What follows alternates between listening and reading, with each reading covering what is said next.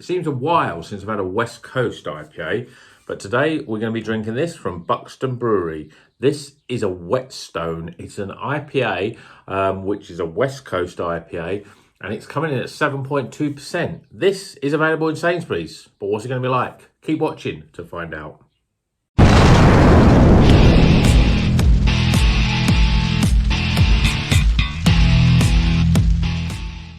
Welcome back to Rocker's Beer Review. Today we're going to review this beer, another new one from Sainsbury's. This is from Buxton Brewery and this is called Whetstone India Pale Ale. Now when I read the back of it, it says it's pretty much a West Coast, so I'll read the blurb for you. A full-bodied and full-flavoured IPA in the West Coast style.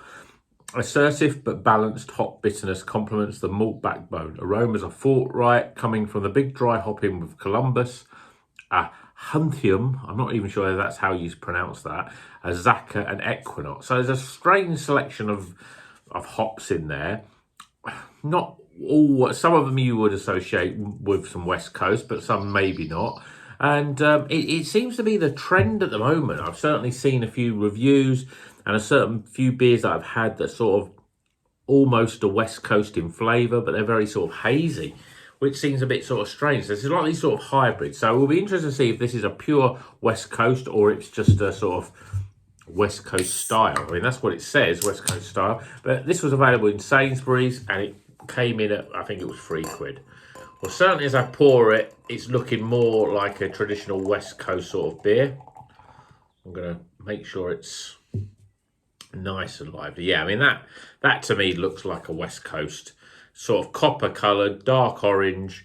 We've got two fingers of very compacted head actually, just slightly off white. But I would say in a glass, that looks pretty good and looks very, very West Coast. So let's see what the aromas are like.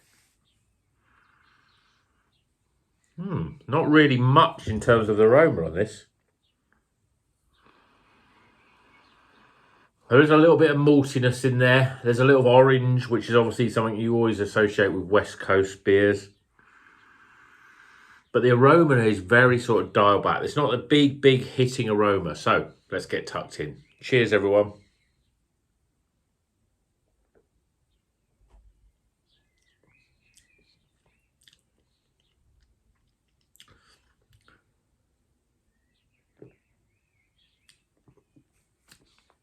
There's all that sort of malty bitterness on the front end. There's some orange, but it's almost trying to cut through all of that. But the one big thing about it, it's a very smooth drinking beer. It goes down really, really smooth. And although the bitterness is there and there's a little bit of that pininess as you'd expect, to me this is a very good beer, very good West Coast beer. And I'm always coming from a West Coast with the fact that straight away I'm not a massive fan of them. I don't like beers that are overly bitter. I don't like that sort of too much pininess as well. But this has got just about the right, it's a West Coast, there's no doubting it, but yeah, quite dry, bitter front end. It's a big beery sort of taste, really. It's got that malty sort of front, right on the front. Then you get some sort of quite bitter orange sort of flavours. Pininess is sort of there in the background, but it's not big and up front. And even in terms of the fruitiness in there, there's not much really. It's all about that sort of big bitter maltiness on the front. And actually though, again, the star of it though is it's very, very smooth. I mean, I don't know whether it's the fact that, I've had some recent beers and they've been very thin, but this one's got a nice it sort of glides down, but in a very sort of almost gloopy sort of way. And you can see that from the look of it, that head is pretty well retained. It's a nice, smooth sort of beer. It's almost got the touch of the old Tetley's cream draft flow sort ofness to it. It's a very smooth beer. It's got a really, really good body. Again, sometimes West Coast can be quite sort of thin, but this has got a nice sort of medium sort of body. Yeah, that dry bitterness is all over the front. It's sort of starting to coat your tongue a little bit. And that's the only thing that holds it back for me. I mean, a lot of people like that sort of flavour, but for me, I don't mind having one beer like it, but I feel that my throat is, certainly my tongue has that sort of level of coating and that real dryness that it just all it does is just make you more thirsty. And if you're reaching for this, it's not really what I would call a thirst quencher. But if I was like an old school, real ale drinker, this is a sort of thing that I'd probably really much prefer than some of those sort of overly fruity, overly tropical juice bombs from the sort of more New England East Coast style. But I think this is a very good example of a West Coast beer. I know it's a while since I've had one, but for me, I quite like it. I think it's pretty good. And, this is a supermarket beer. So check this one out in the supermarkets. If you've had it, let me know what you think. I mean, especially if you're more of a West Coast. Everyone says, oh, yeah, the West Coast is the best coast. I don't really agree with that. And I know there's a lot of people that don't agree with it. But there's also some people, it's almost like they like the West Coast side. A lot of people drink both, but I wouldn't say I was a connoisseur of West Coast IPAs. So let me know if you've had this and you do like West Coast IPAs. How does this sort of fit in? Because for me, it's got a really smooth drinking style. Yes, there's all that sort of West Coast dry bitterness on the front end, sort of orange rind. Not much pine, but there's definitely a little bit of pine needles in there. And yeah, it's just got a very sort of malty beer-like flavour to it. But yeah, the star of it is it's got a very good body. So let's get some scores.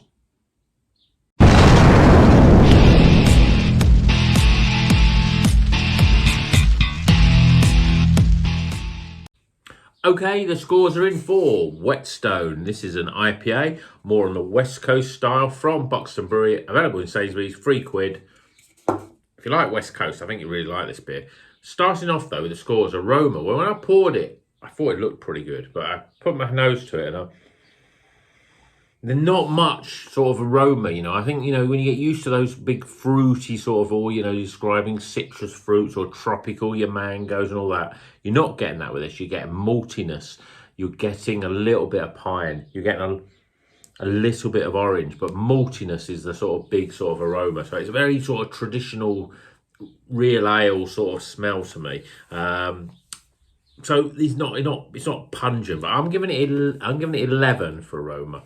But because it's not bad, and I think, as you say, West Coast, you don't normally get huge amounts of that sort of aroma, but I could be wrong because, as I said, I don't have many. So let me know if I'm a bit wrong with that. Do you get a lot more aroma with West Coast? But for me, pine, a little bit of pine, but a lot of malt in terms of the aroma. So I'm getting 11 out of 20 for aroma.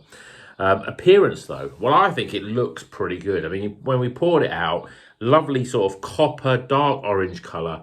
But the big thing for me is that, that it's got a real sort of creamy like head to it. And that's, you get that obviously when in the flavour. But, certainly there's a nice sort of, you can see there's a decent level of body to that beer. So I think it looks pretty good. I'm giving it a 9 out of 10 for appearance.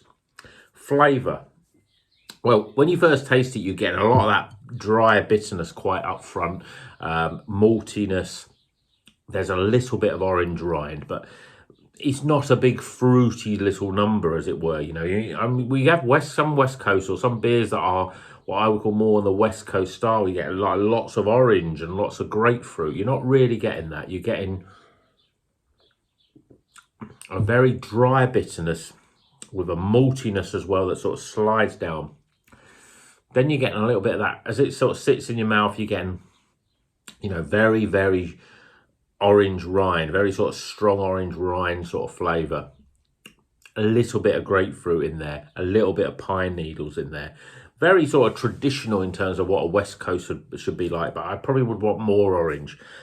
But for me, the star is the fact that it's a medium bodied, it's got a very good body in terms of it sort of just glides down. It's very smooth in terms of its drinking. So that would appeal to a lot of people, like some sort of a decent body in their beer and a nice level of smoothness.